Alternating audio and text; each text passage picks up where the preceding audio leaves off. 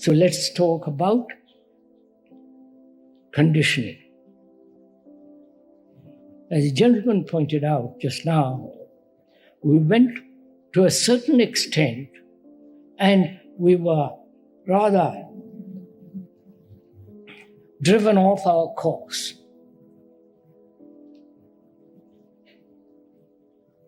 Like that gentleman asked, I have listened to you for a number of years and there is nothing.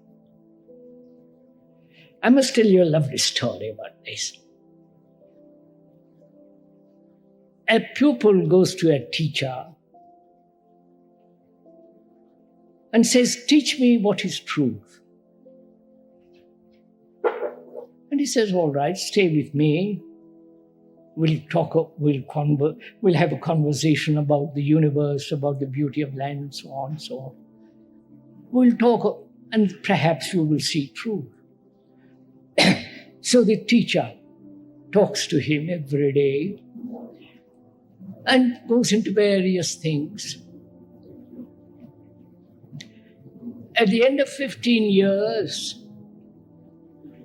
he says, Master, I've lived with you for 15 years, watched you, listened to you, see you how you act, do this and do that, but I haven't got truth. So I'm leaving. There's a man a few miles further away where I'm going to learn from him the truth. So the teacher says, certainly. So he's away for 5 years and comes back to the original teacher and he says, I've found it. And he says, really? Have you found it? Yes. He said, there is that river. They were standing by the banks of the river. There is that river. And I can walk across it. I've found it. He said, the teacher then says, you have taken 5 years to learn this and more? Yes. And the teacher says, there's a boat, if you pay a cent or you'll cross it. Right? Got it?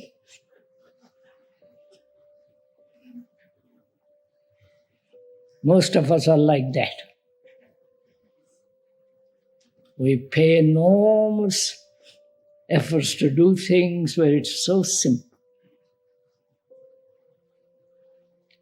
Now let's start about the conditioning. We explain very carefully what is the meaning of that word. Physically, we are conditioned. You are a man, you are a woman, I'm a man. You are short, I'm tall, or brown, white, pink, or whatever it is. So, that's part of our conditioning. Normal, healthy, natural. We are talking about psychological conditioning, which is the mind being conditioned. The mind being our feelings, our sensations, our emotions, imagination, and the intellectual concepts, the fears, the anxieties, the guilt, the hurts, and so on, is all that part of our condition, psychological, which may be called consciousness, right? We are using ordinary words. If you want me to use different sets of words, I can use them. But let's stick to the ordinary original meaning, which is the mind, which includes thought, feeling, imagination, romanticism, and the sensations. So it is limited. That is limited by the culture in which it lives. Right, sir?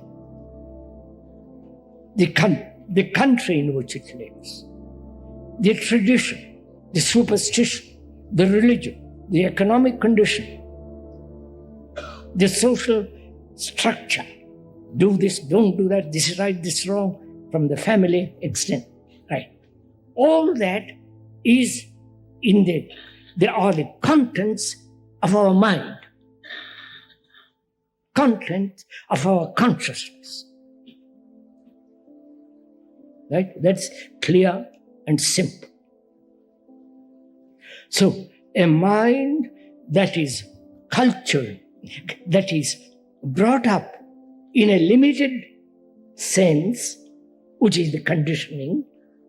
When we use the condition, it implies limited, conditioned.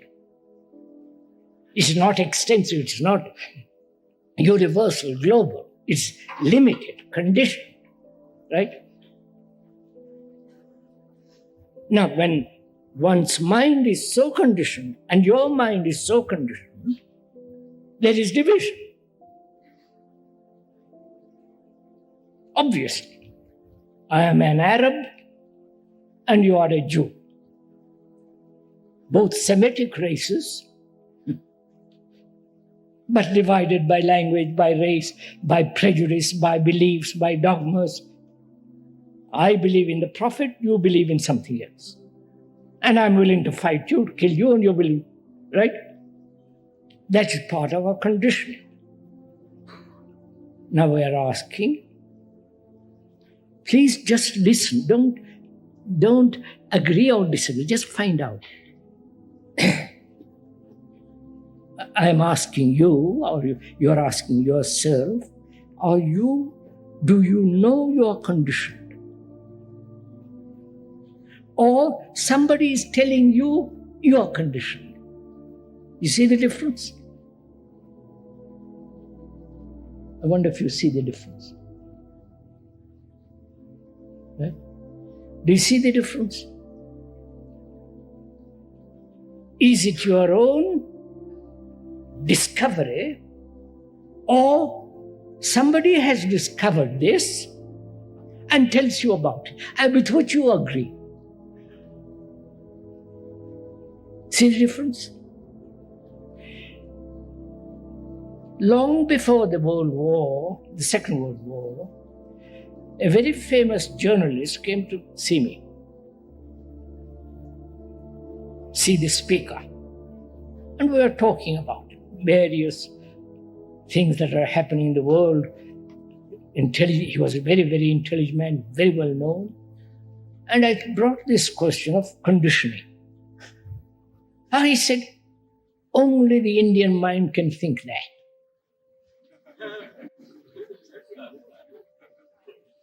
You understand? See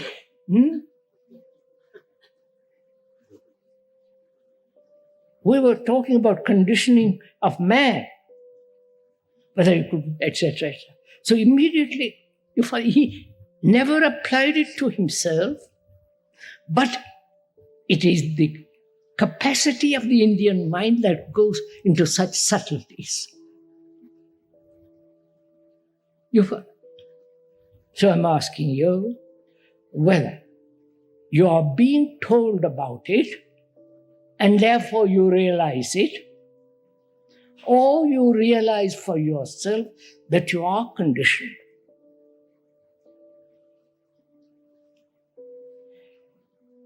If you are told about it and agree, that has one effect, a superficial effect, a devious effect, a doubtful effect, a skeptical effect. Say, yes, you say so, but so-and-so doesn't say so. I prefer the other. Or, if you yourself realize it, it is so, it is so. Doesn't matter, 1,000,000 people can say nonsense. It is so. It's like being hungry. Others can say, sorry, you're not hungry, old boy, you're pretending. But if I'm hungry, I know it. You see the difference? So let's be very clear that we see the difference.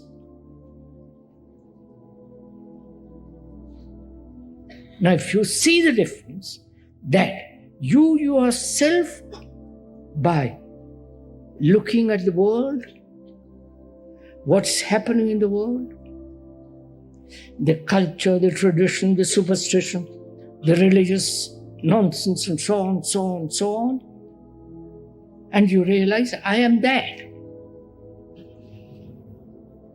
Right? Wait, let me finish that. Un momento, let me finish what we're talking about, conditioning, and then you can then argue or question whatever you wish. So, let us be very clear that the condition is not imposed on you, persuaded by another, logically, illogically, or rationally, or merely he wants to tell you a story. That's one thing. The other is for oneself to see the danger of being conditioned.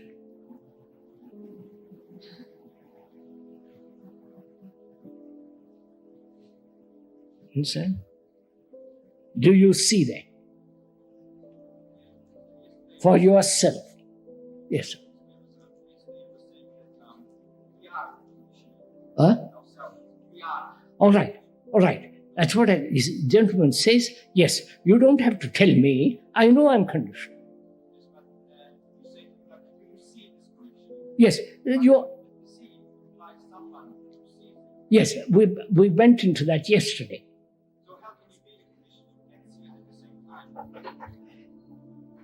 How can you know that you are conditioned if I am conditioned? You follow the question? He says, how do you know or aware that you are conditioned?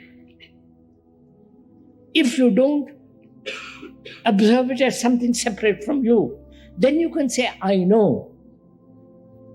But if you yourself are conditioned, how can you say I'm conditioned? You see the problem?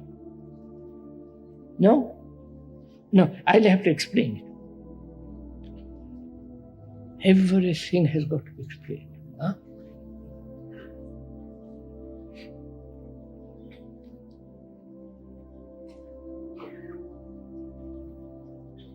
You see the difficulty? If I say to myself, if I see that the entity that is speaking is conditioned, how do you know? How do I know that I'm conditioned? It's only when I look at it as something outside of myself, then I can say I'm conditioned. Am I explaining your question properly, sir? Yes. You understand? This is not being subtle, this is being simple about it. How do you know that you are in pain?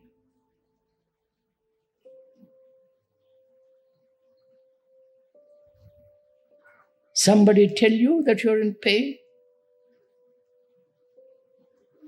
Or is pain, wait a minute, separate from you who says, I'm in pain? You follow what I'm saying?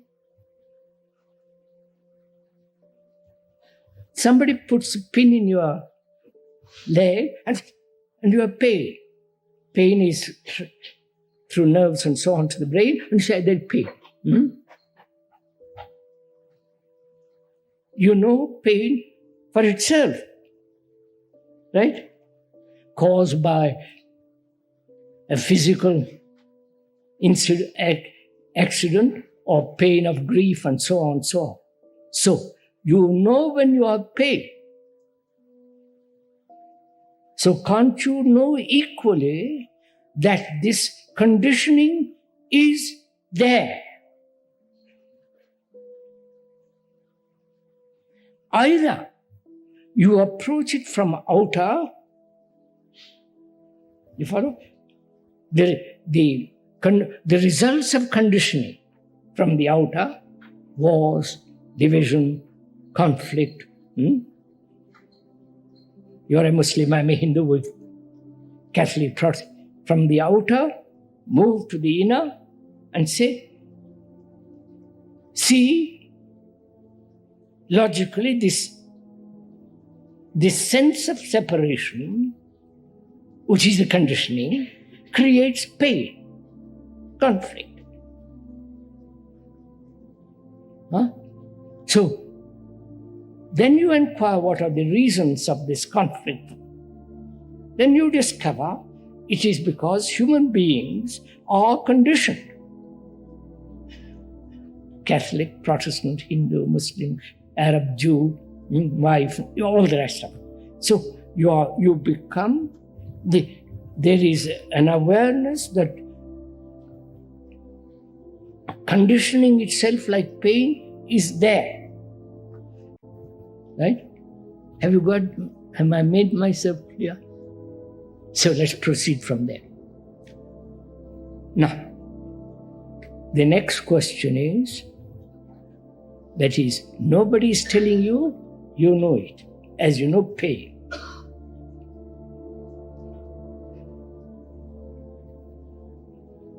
Then why not leave it alone? Why not leave this conditioning alone? There are some good conditioning, as the gentleman said yesterday. I'll keep those good conditionings and reject those unpleasant conditionings. Right? Please see this. I will reject the unpleasant conditionings and keep the pleasant one. Right? Right? That's what he said. Now, who chooses? You understand my question? Say, this I will keep, this I won't keep. Again, the entity was conditioned. So, choice is conditioning. I wonder if you see that.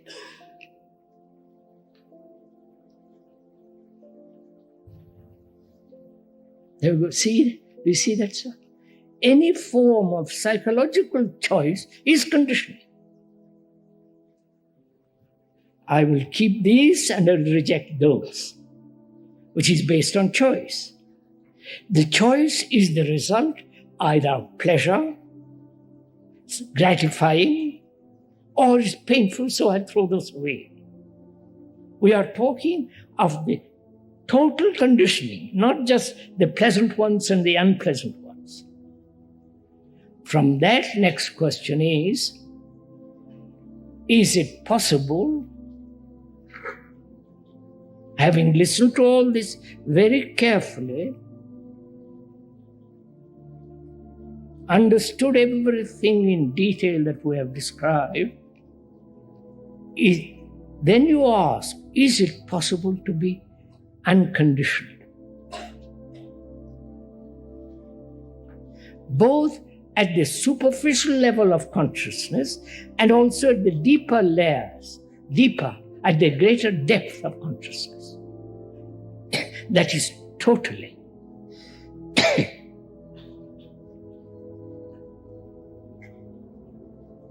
You ask this question not out of idle curiosity, but you see what conditioning has done in the world.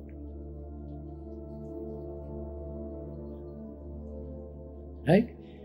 $400 billion every year spent on armament. God, do you realize what it means? I don't think you do. That is the condition.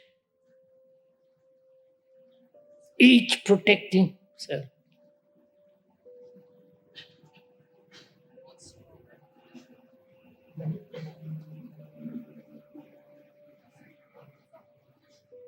No? No?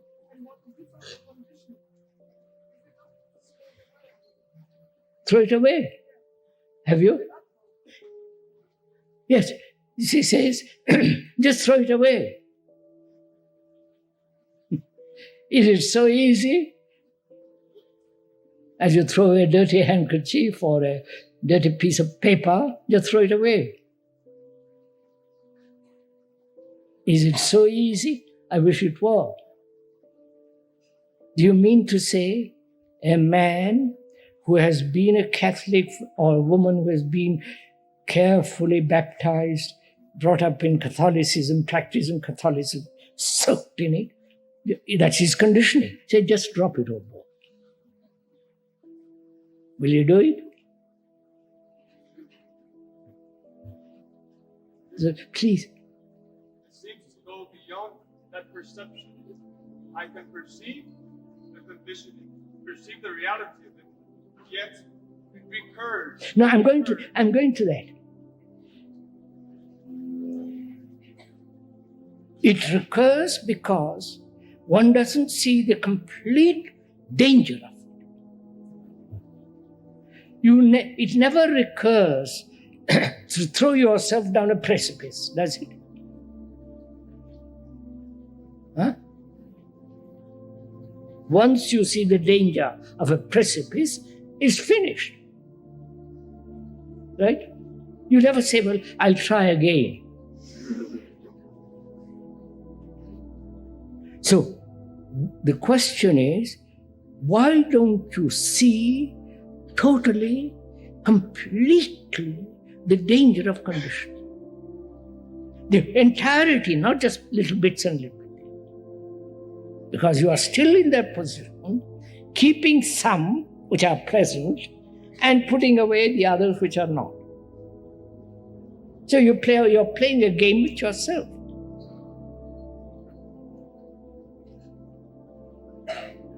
Right? So can you see for yourself? And the seeing of it is the essence of intelligence. That conditioning is a tremendous danger to man.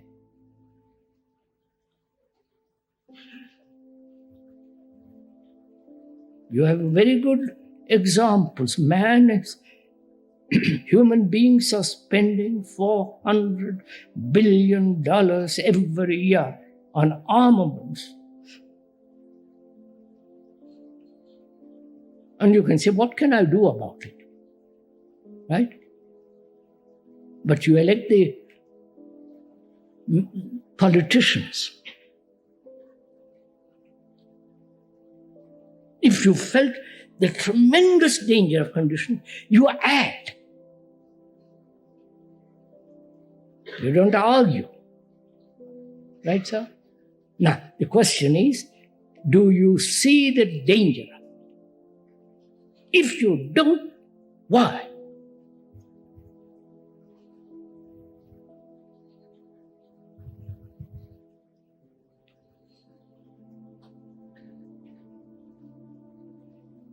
Look, the danger of ambition, right? The politician trying to govern the people politely, but tremendously ambitious to come on top of the heap. There was a prime minister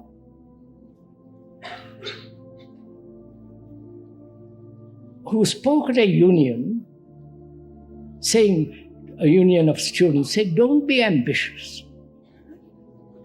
You understand? The joke of it. Because he's right on top and says, don't be ambitious. But we don't see the danger of ambition, which is to have power, which is to have position. Right? If you saw the immense danger of it, it's finished. You don't argue, you don't say, but what happens after if you have no ambition? You have no ambition because you are intelligent. Right, sir? So, we are asking, why don't you see the immense danger of being held within a small, narrow space, which is our conditioning? Why don't you? Does it? You must have an accident, event, disastrous event. Then you say, by Jove, I'll give it up. That means you are waiting for an external event to take place and shake you, which means give you a great deal of pain and sorrow, and say, yes, I understand it now. Which means you are not intelligent. You are waiting for an incident to make you intelligent. But no event can make you intelligent. Got it? You understand it? So, you see, I'll go into a little further. One realizes, if you're serious, I hope you're all serious till now, one realizes that one is conditioned. And one realizes the danger of it. Logically. Then you say to yourself, how am I to give it up? How am I to break down the narrow walls which I have created, which civil culture has created, and so on, so on. How am I to how is the mind to break down this? Right? I don't know, so I come to you. I say, please, how am I to break this? Listen carefully. And you begin assuming that you're a great man or the guru or this or that. He says, I'll tell you what to do. That is, right? Do this, do this, do this, do this, and you'll break it. Which means again, I'm depending on the external person to tell me what to do. Right? So I realized the stupidity of going to another to help me to break down the walls which I have built around myself. Right? So what am I to do?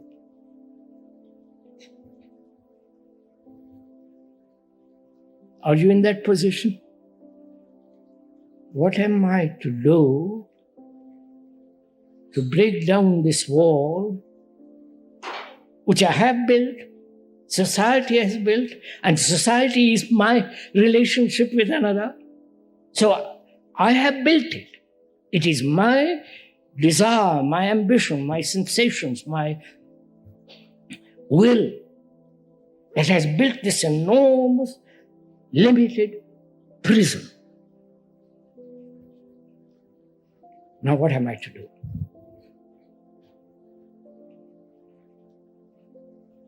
I realize whatever positive act I do about it is still the action of a mind, a thought, which is limited. Whatever I do. You understand? I hope you're following this. Is it time or getting tired? No, it's not. I've got another 10 minutes.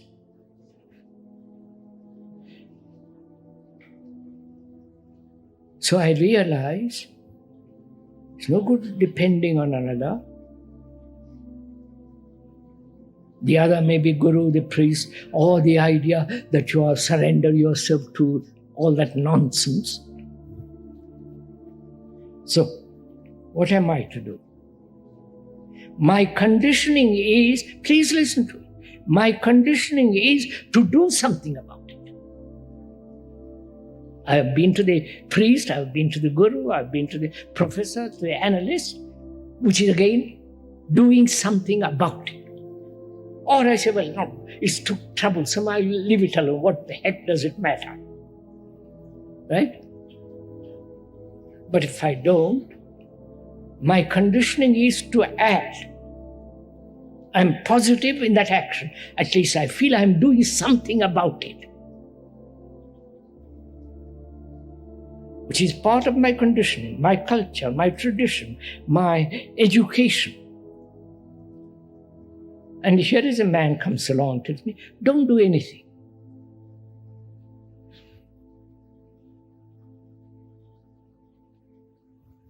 You understand? Don't do a thing.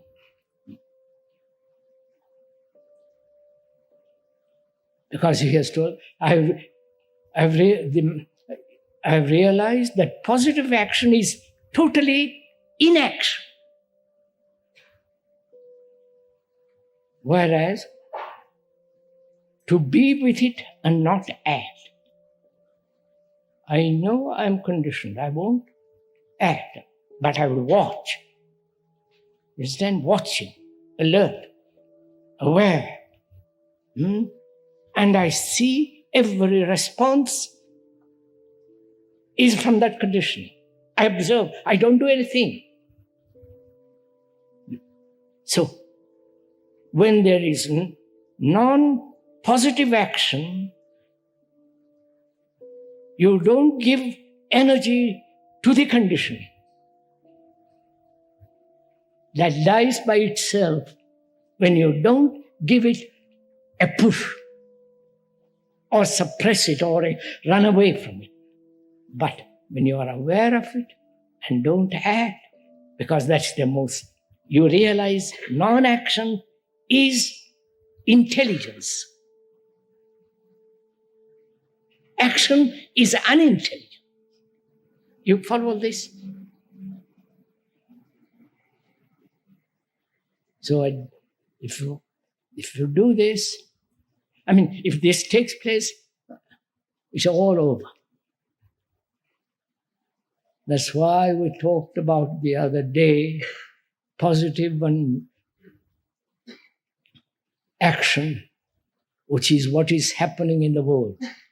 Russia says, I must build their armament stronger than America. You follow? And every country is being supplied by them, and they're fighting, which is to take positive action to keep power, position. I'm bigger than you. Right? When I said, see all this, the stupidity of man. Right? See it and leave it alone. Then the leaving it alone is intelligence which will act, which is unconditional.